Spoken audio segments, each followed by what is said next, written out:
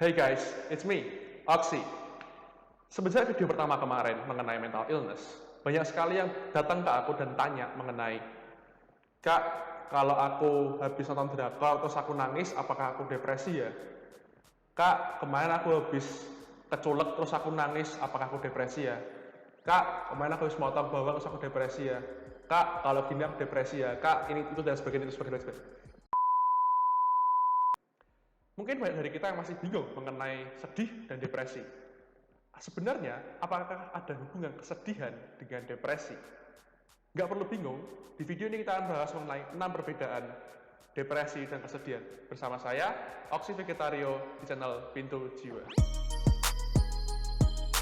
Sebelum itu, aku mau terima kasih sama teman-teman yang kemarin udah nge-share videoku, udah nge-like, udah komen. Terima kasih banget udah dukung aku banget, udah kasih kritik dan saran di Instagram aku sama Oxy. Terima kasih banget udah ngasih saran dan ngasih sharing di situ.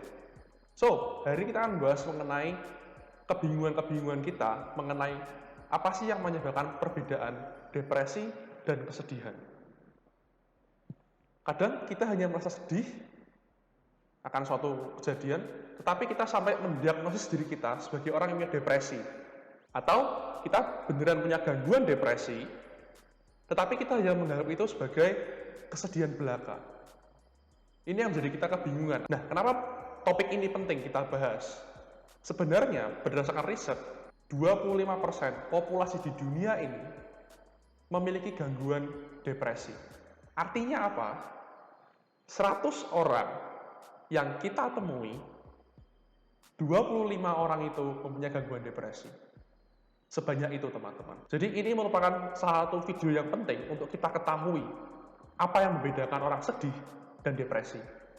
So, inilah 6 perbedaan kesedihan dan depresi. Sebelum itu, aku ingin berterima kasih kepada channel Psych2Go, akan aku taruh di description bawah, yang telah menginspirasi aku untuk membagikan channel ini dalam bahasa Indonesia ke teman-teman semua. So, teman-teman boleh subscribe channel Psych2Go, udah aku taruh di bawah description-nya, bisa dibaca sendiri dan bisa dilihat videonya.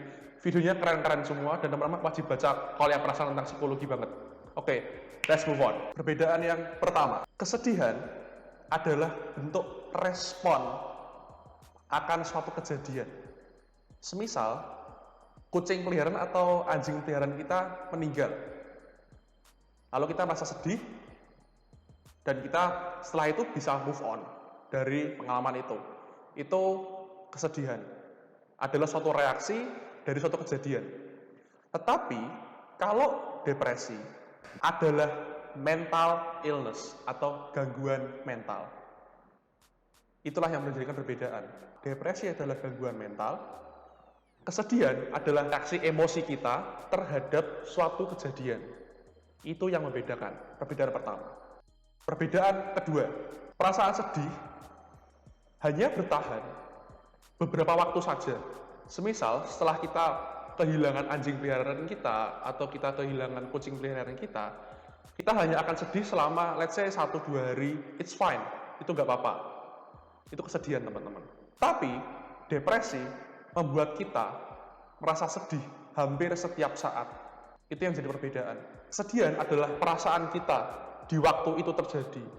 Tetapi bila depresi, ini sudah menjadikan kita terus-menerus merasa sedih, teman-teman. Selalu merasa sedih. Itu yang menjadi perbedaan. Dan depresi ini bisa bertahan selama minggu, bulan, bahkan tahun. Jadi, saranku bagi teman-teman yang sudah merasa memiliki gangguan depresi, segeralah bertemu dengan seorang psikolog. Perbedaan ketiga, kesedihan itu jelas mengenai apa sedihnya. Seperti tadi, anjingku meninggal dan aku sedih. Kita tahu kesedihan kita mengenai anjing kita yang meninggal. Atau kita kehilangan seseorang yang kita cintai, misal kakek atau nenek. Kita tahu, kita sedih karena mereka meninggalkan kita. Itu kesedihan. Kita tahu alasan apa dibalik kesedihan kita. Tetapi depresi, kita hanya merasa sedih, tapi tidak tahu tentang apa. Kita tidak punya kejelasan mengenai penyebab apa yang membuat kita merasa sedih setiap saat. Bisa saja, ini karena kita punya pengalaman di masa lalu yang belum terselesaikan dengan seseorang, dan kita masih terbawa beban perasaan itu, dan kita sampai sekarang, kita masih merasa sedih. Perbedaan keempat, kesedihan itu subjektif. Kenapa? Misalnya, temanku punya anjing dan anjingnya meninggal. Terus dia sedih. Tetapi saat aku punya anjing dan anjingku meninggal atau anjing temanku meninggal, aku nggak sedih. Jadi sangatlah subjektif sekali. Tetapi depresi adalah hal yang objektif. Kenapa? Karena depresi memiliki simptom-simptom atau tanda-tanda yang jelas sekali. Gangguan depresi memerlukan asesmen atau diagnosis dari seseorang yang expert di bidangnya. Bisa mental health expert atau seorang psikolog. Perbedaan kelima, kesedihan hanya memiliki efek sebentar saja atau short term effect. Misalnya, anjingku meninggal, aku hanya akan sedih selama 2 hari misalnya. Lalu setelah itu aku bisa move on. Mungkin aku akan merindukan dia, tetapi aku sudah tidak sesedih waktu aku kehilangan dia. Sangat pendek sekali waktunya. 2 hari, seminggu, ya it's fine. Depresi memiliki long term effect, jangka panjang sekali. Saat kita mengalami pengalaman kesedihan itu, kita bisa kembali seperti normal lagi. Tetapi depresi mempengaruhi orang hingga cara berpikir dan cara bertindak orang itu sangat terpengaruhi sekali. Perbedaan ke-6, kesedihan hanya mempengaruhi mood, perasaan kita saja. Kita sedih, selesai, dan sudah lupa. Tetapi depresi sangat mempengaruhi kehidupan kita. Bagaimana cara kita berpikir, berperilaku, kita merasakan sesuatu, sangat mempengaruhi kita.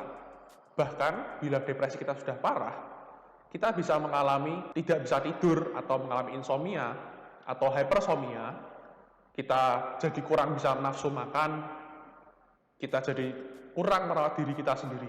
Sampai segitunya bila kita sangat parah depresinya. Dan itulah perbedaan depresi dan kesedihan. Teman-teman, memang benar, depresi bukanlah suatu pilihan kita. Kita semua tidak mau punya depresi. Tapi untuk bebas dari depresi, itu pilihan kita. Saranku, untuk teman-teman yang mengalami depresi, atau punya gejala-gejala depresi, atau sudah mengalami kesedihan lebih dari 3 bulan, silakan teman-teman bertemu dengan seorang psikolog. Karena mereka bisa membantu kesehatan mental teman-teman sekalian.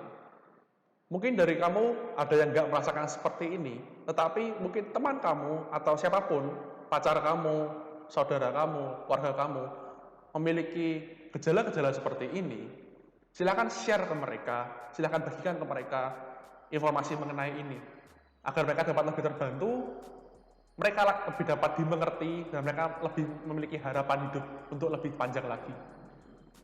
So, share video ini ke Instagram, ke Facebook, ke grup WA, ke grup lain, ke siapapun, bila teman-teman merasa video ini sangat bermanfaat bagi teman-teman. Di episode berikutnya, kita akan membahas mengenai 10 tanda mental illness yang tidak boleh kita hindarkan dari pandangan kita. Sekian dari saya, Oxy Vegetario, dan inilah channel Pintu Jiwa. Thank you.